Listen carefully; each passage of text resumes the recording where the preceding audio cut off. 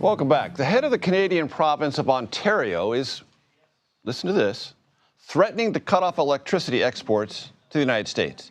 Premier Doug Ford says he will turn off the power supply to 3 U.S. states, this in protest of President Trump's recently imposed tariffs. Okay, here we go again. We need a solution to get off the grid. And listen, I get it.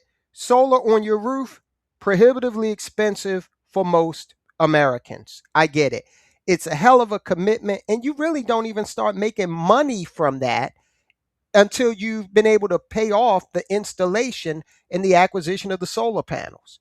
So we got Doug Ford, who also used to play Fat Bastard in the Austin Powers movies. He's the governor, I guess, equivalent of Ontario up in Canada, saying once again, now that video was from last year, but guess what?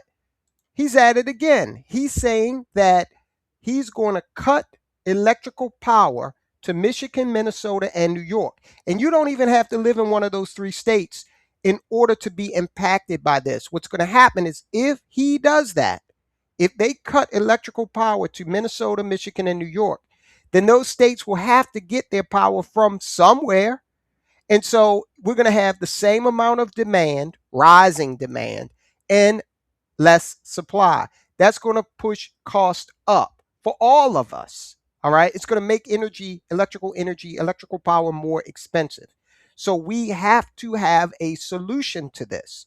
It is time that we start seriously thinking about how to reduce our dependency on an electrical grid that is encumbered by all sorts of geopolitical issues, by this fascination with, municipal power supplies that don't really cut the mustard. Like wind and solar, yeah, might be great on a small scale, but look, we've been there, done that. Trying to power an entire city on those, it doesn't work. We've got the empirical evidence right here in Maryland.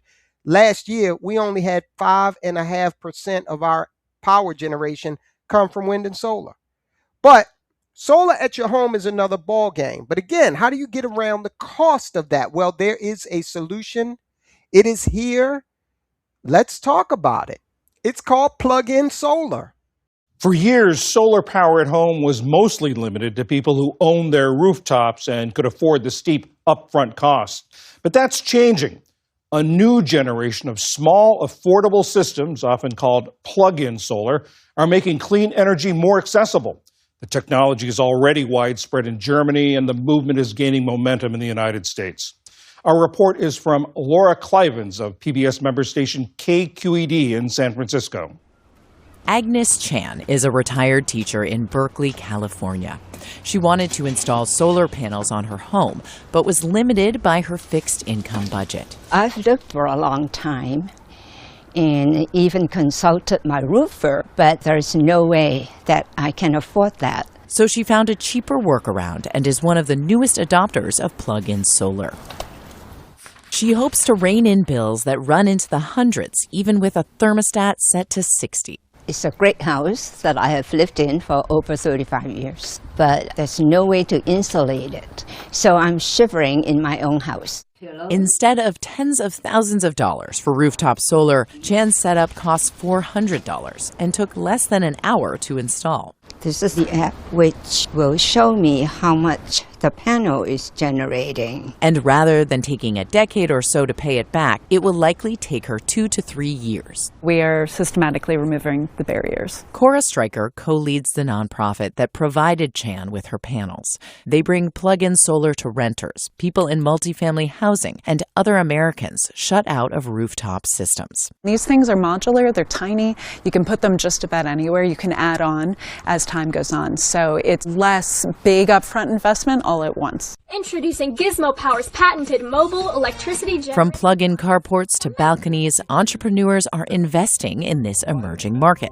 Now that you've seen the possibilities for installations in various scenarios. But there's a major hurdle to widespread adoption. In most of the U.S., it's not legal to just set up these systems and plug them in as envisioned.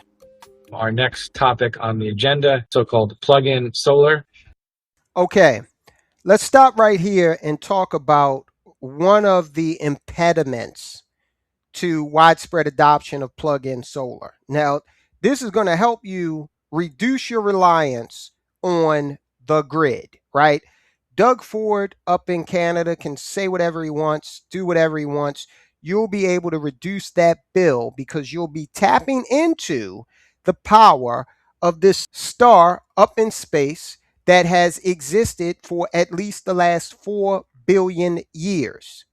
Now, any regulatory framework, and I get it because electricity is dangerous, and anytime you are connected to the grid, there are considerations, I get it, but this regulatory framework, I'm going to tell you right now, you're going to have to push back on local legislators, your public service commission, because they're being, paid by the power companies in the form of campaign contributions to do things that are not necessarily in the best interest of you, but in the best interest of the power companies. Look, that star up in the sky, the sun, is not owned by the government. It is not owned by any corporation, as much as they might like to believe that they do own access to that. So again, these regulatory frameworks must first understand that. I'm all with safety. I get that. But don't try to act like you're going to prohibit me from connecting to the sun. All right. And we need to make sure our public service commissions, our politicians, and these power companies understand that we have every right to be able to get into a contract with a company, get the panel, get the app, connect safely, and draw as much power as we can and get off this expensive, increasingly expensive grid. At a recent online forum hosted by California's utility regulator, Eamon Hoffman, who works for the state's largest utility, PG&E, said customers must comply with regulations and pay fees as if they were setting up a rooftop system. Utilities say that helps them manage energy supply and demand, but plug-ins... No, I don't like that fee aspect. No, there should be very few fees when we're talking about... because if I'm still getting some of my electrical power from the grid, why should I have to pay you anything, okay, to decrease that supply that I'm getting from you? Solar advocates say their systems should have a simpler registration process. This is the world headquarters of Brooks Engineering. We asked an independent expert to weigh in. So these panels are from early 1980s. Bill Brooks is an electrical engineer who's specialized in solar for 37 years. He helped write California's code that governs how solar connects to the grid. There's 78 solar panels. I call it my solar garden. He says there are risks to plug-in solar. If the product didn't have the proper certifications, then there would be the possibility that somebody could energize a down power line that could injure a lineman. But Brooks says the barriers can be overcome by updating existing tools. This is a microinverter used in things like plug-in solar, and it has a certification, and we have the National Electrical Code. When these safeguards are in place, Brooks doesn't see a need for a lengthy or costly registration. And he says independent organizations are working on a safety standard for the technology. We drop ship this to our customers. But plug-in solar companies and their customers aren't waiting for regulators. Here's the instructions. Bay Area resident Joe Tenenbaum considered rooftop solar when his electricity bills started rising. A good amount of sun, even from the morning on, and then it's going to move. But it would require replacing the roof too, and costs quickly ballooned. And we don't own this house. This is my parents' home. My wife and kids and I moved in with them when my mom got sick. It's not feasible for them to make a $100,000 investment in a rooftop system, and it isn't either for us. I'm excited about it. Tenenbaum liked the idea that they'd be able to take their panels with them if they moved. Wow, feel how light that is. For $1,600, he bought an 800-watt DIY kit from Craftsdrum. All right, should we build it? Yeah. He liked how they built safety measures into their technology. The company also advises customers to register their systems. makes sense. The panels won't power the whole house, but will keep Tenenbaum's refrigerator humming and small appliances charged. He expects to save 5 to 10% on his monthly utility bill. So it can grow with your energy. Crafstrom co-founders and brothers Michael and Steven Scherer say demand for plug-in solar is growing. Especially here in California, people are telling us about the time of use rates that double as they come home and actually use power. And then the second motivation is becoming part of the green revolution. House Bill 3.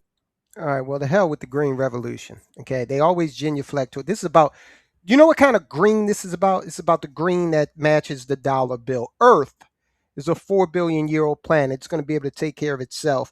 Humans just showed up in the last couple of minutes, basically. So I am less enamored with the whole environmental aspect of it, although you're not going to meet a bigger environmentalist than me, because I live out here on well and septic. We let part of our property grow wild because of Habitat for the Wildlife. 40. Legislators across the country are taking note. We know they're safe just because they've been doing this for 3 or 4 years now, and it's worked out well in Europe. But Earlier this year, Utah passed the first legislation nationwide that will allow plug-in solar with no... I swear, I don't like that. What do you mean allow me to gain access to the power of the sun? I don't like that. Registration when certain safety standards and codes are set. Similar legislation is in the works in several other states, including New York, New Hampshire, Pennsylvania, and Vermont. My panel is producing 645 watts per hour. As for Agnes Chan in California, she's hoping to stay warmer this winter. I expect to be comfortable instead of shivering in my own house, wearing a down jacket and a blanket to watch TV. Even if everyone in the U.S. had these panels, plug-in solar could only cover a slice of national energy demand. But experts say every bit of renewable energy counts. Big moment here. I'm very excited about this new system. Just unboxing it felt like opening up a gift. We have solar. That's all there is to it. For PBS. Okay, so you can see the system is modular. This gentleman here is going to power, they said, some small appliances and the refrigerator. Okay, cool.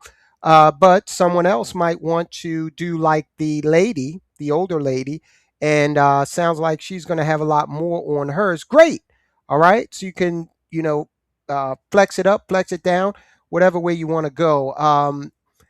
We have to start looking very seriously at these alternatives and become more independent. Energy independence. It's not just for nations.